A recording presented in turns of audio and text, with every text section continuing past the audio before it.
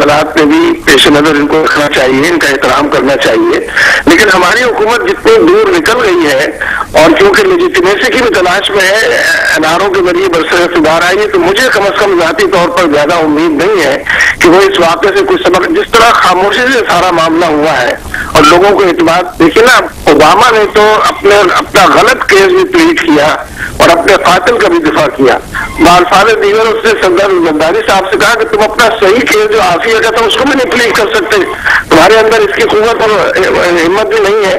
तो इसलिए ये तो अपना आईना दिखाने वाली बात थी। तो मुझे तो इन गुटों से कोई उम्मीदें नहीं है, चाहे वो सूबाई हुकूमत पंजाब की हो या मरकज की हुकूमत हो, कि ये अमरीकी गुलामी से निकल सकेंगे और हमारी आज़ादी और खुद मुख्तारी को तहफ़्फ़ुज़ दे सकेंगे। लेकिन मुनव्वर साहब जो है कानून का हिस्सा है, वो फेडरल गवर्नमेंट ने भी और पंजाब गवर्नमेंट ने भी इस इशू को, आप समझते हैं कि ये 50 दिन जो हुए, अगर ऐसा ही करना था तो ये काम बहुत पहले भी हो सकता था?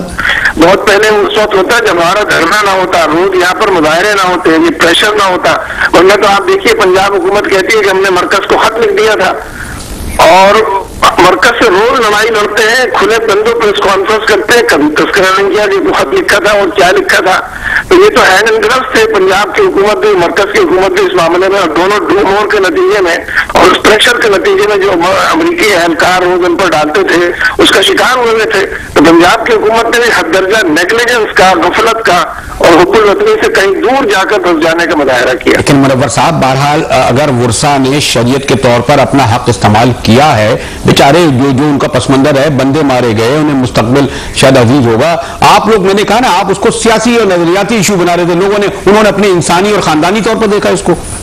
ये आप उनकी वकालत न करें। मैं वकालत नहीं कर रहा, उन्होंने वकालतनामा दाखिल किया है, उन्होंने लिखकर दिया है उन्हीं गुरसा ने। मुनव्वर साहब जो आ रहा है कि 20 करोड़ से 36 करोड़ रुपया दिया गया, 4 फैमिलीज को वीजे दिए गए, ये तलाक है। सवाल करें तो जवाब की हिम्मत अपने अंदर रखें। 4 को चुनने के बाद तो टोक देते हैं, ये कौन सा तरीका है? जी फरमाइए।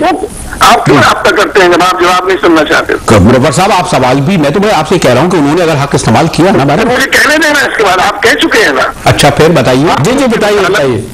आप उनकी वकालत न करें। मेरा और अहले लाहौर का उनसे सैकड़ों मरतबा रास्ता हुआ है। वो यहाँ चंद दिन पहले भी सारे लोग आए थे, हम उनको जानते हैं, वो हमको जानते हैं, हम उनके दुख में शरीक हैं, वो हमारे साथ मौजूद हैं। इसलिए उनकी गलत वकालत न करें। अमरीकी केस है जो आप प्लीड कर रहे हैं, हरगिज़ ये नहीं हुआ। अभी आप देखेंगे सारी बिल्लियां थैलों से बाहर आ जाएंगी।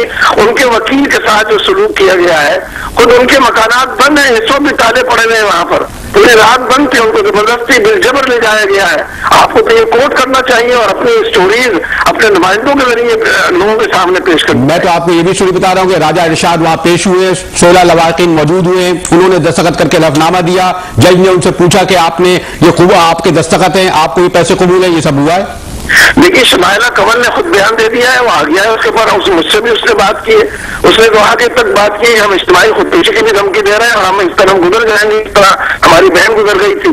तो इसलिए ये सारे क्यों नहीं आपको काउंट? तो मुनव्वर साहब, आप क्या समझते हैं कि इस हवाले से अब कुछ प्लान करेंगे कि वो बड़ी अदालत में जाए, हाई कोर्ट में, सुप्रीम कोर्ट में जाके अपनी बात करें? आप समझते हैं कि अब इस तरह की कोई चीज होगी? मेरा ख्याल है कि तो हम वकला को मैंने टास्क तो दिया है, वो इस मसले पर बात करेंगे। इशू अब भी देखिए ये सियासी है, अदालती दायरे के अंदर ये जितना चला गया है उसको जरूर हम प्लीड करेंगे, उसको हम फॉलो करेंगे, लेकिन सियासी इश्यूज को मैदान अमल के अंदर निकलकर भी इंशाल्लाह बात करेंगे।